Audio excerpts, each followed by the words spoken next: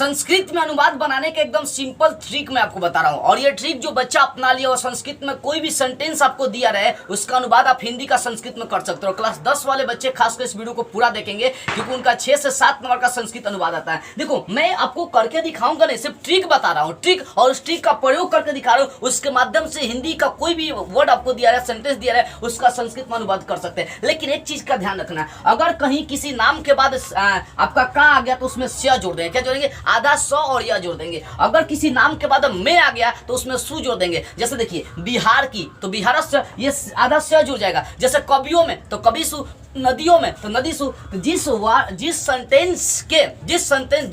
नाम के बाद जिस शब्द के बाद का आ गया तो उसमें स जोड़ेंगे। जिस शब्द के बाद अगर में आ गया तो उसमें सु जोड़ेंगे। और उसके बाद संस्कृत बनाने के लिए आपको विसर्ग का प्रयोग करना होता है। नाम उम आएगा, नाम उम आ गया तो नाम में विसर्ग लगाएंगे, वो संस्कृत बन जाएगा। उसके बाद हलंत यानी विसर्ग और हलंत लगाकर जानते हैं संस्कृत अनुवाद कर सकते हैं। उसके बाद एक और चीज याद रखिए, जहां पर है होगा अंत में उसके बदले अस्थि लगाते हैं, और जहां पर था होता है उसके बदले क्या लगाते हैं? आसित लगाते हैं। इन 5-6 बातों का ध्यान रखिए। मैं आपको संस्कृत अनुवाद करना ट्रिकली सिखा देता हूँ। देखो क्या, जहां पर का आएगा वहां से जोड़ना है, वहां पर जहां में आएगा वहां पर सु जोड़ना है। उसके बाद विसर्ग और हलंत का नाम में प्रयोग करना है। उसके बाद है का संस्कृत अस्थि और था का हो जाएगा आसित। इन चीजों को आपको याद रखना है। देखो पहले के जमाने में क्या था जानते हैं? जब संस्कृत किसी को नहीं आती थी, एग्जाम में चला गया तो हिंदी में उसको लिख देता था और उसको लीड निकाल के कॉपिया पर झाड़ देता था। तो जब झाड़ता था बूंदा चुन जाती थी, मतलब कहीं हलंत कहीं विसर्ग कहीं हलंत विसर्ग वहां पर चला जाता था, जिसके कारण संस्कृत में कन्वर्ट हो जाता था। तो ये पुरानी जमाना तो रहे। देखो यहाँ पर समझिए, मैं बता रहा हूँ इन सभी का प्रयोग करके। जैसे हमारा देश भारत है, ठीक है ना, अब हमें संस्कृत साफ नहीं आती, कुछ नहीं आता है, ठीक है ना, फिर भी कैसे संस्कृत में अनुवाद करेंगे? कैसे? देखो इन सभी चीजों का प्रयोग करके हमारा का संस्कृत भी पता नहीं तो कुछ नहीं करना, हमारा को हमारा छोड़ देना है, ठीक है ना। संस्कृत में आजकल उतना नहीं देखी जा रही। तो हमारा और उसका देश है तो देश, भारत है तो भारत, उसको है तो है में संस्कृत का क्या जोड़ेंगे? अस्थि जोड़ देंगे। अगर आपको हमारा या हम लोगों का पता है संस्कृत तो वहां पर हम लोग अस्माकम जोड़ सकते हैं, और नहीं पता है तो ज्यों कहते हो छोड़िए हमारा देश भारत अस्थि, या अगर पता है तो अच्छा होगा अस्माकम देश भारत, ठीक है ना।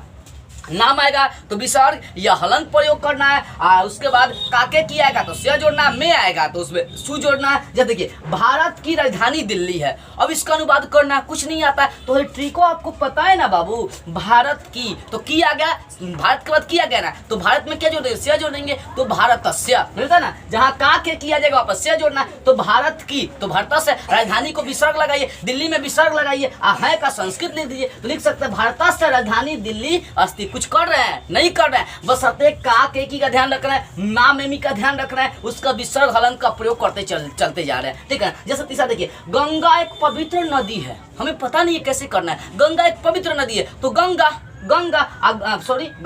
एक हो जाएगा, एक का विसर्ग लगा दीजिए। गंगा एक का पवित्र और नदी का नदी भी सोच सकते हैं, है का संस्कृत में अस्थि लगा देना है। यानी गंगा एक पवित्र नदी अस्थि, विसर्ग हलंत का प्रयोग करिए, अस्थि आसित का प्रयोग करिए, स्या का सु का प्रयोग करिए, संस्कृत अनुवाद हो गया। देख रहे मैं कैसे कर रहा हूँ। जैसे मान लीजिए आ गया पटना गंगा नदी के किनारे बसी है, हमें नहीं आ रहा है कैसे करना? पटना तो पटना का पटना छोड़िए, तो अगर पटना का संस्कृत पाटलिपुत्र हम लिख सकते हैं तो लिखिए, ठीक है। तो पटना को पटना भी छोड़ सकते हैं। पटना गंगा और नदी है तो नदी भी लिख सकते हैं, चाहे नदा भी लिख सकते हैं, चाहे नदी भी जो कहते हो छोड़िए। तो पटना गंगा नदी और किनारा का संस्कृत क्या होता है? तट होता है। तो किनारा का जान डालिए, जो कहते हो छोड़िए। अब बसना का बसती लगा सकते हैं, तो पटना गंगा नदी किनारा बसती ये भी कह सकते हैं। तो किनारे के तट भी लगा सकते हैं, पटना गंगा नदी तटे बसती।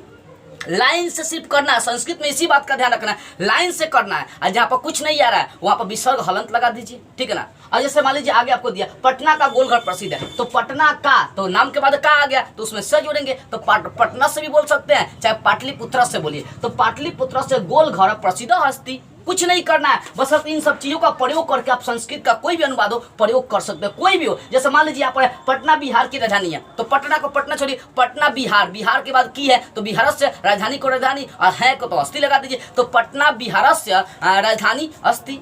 कोई भी सेंटेंस होगा देखिए इस ट्रिक के माध्यम से हम क्या करें? प्रयोग कर दे रहे हैं। तो संस्कृत का सबसे बड़ी खासियत होता है कि इसमें लाइन से संस्कृत में अनुवाद करना होता है, हिंदी को लाइन से संस्कृत में अनुवाद करना होता है। लेकिन इंग्लिश में थोड़ा सा रूल नियम बहुत ज्यादा होते हैं बाबू, बहुत ज्यादा होता है, बहुत ज्यादा, ठीक है ना। तो संस्कृत का अनुवाद करना बहुत सिंपल है, बस इन बातों का आप ध्यान रखिएगा, संस्कृत में अनुवाद हो जाएगा। आपको ये वीडियो कैसे लगी कमेंट करके बताइएगा। इस माध्यम से आपको अनुवाद करने आए कि नहीं कमेंट करके बताइएगा। जय हिंद।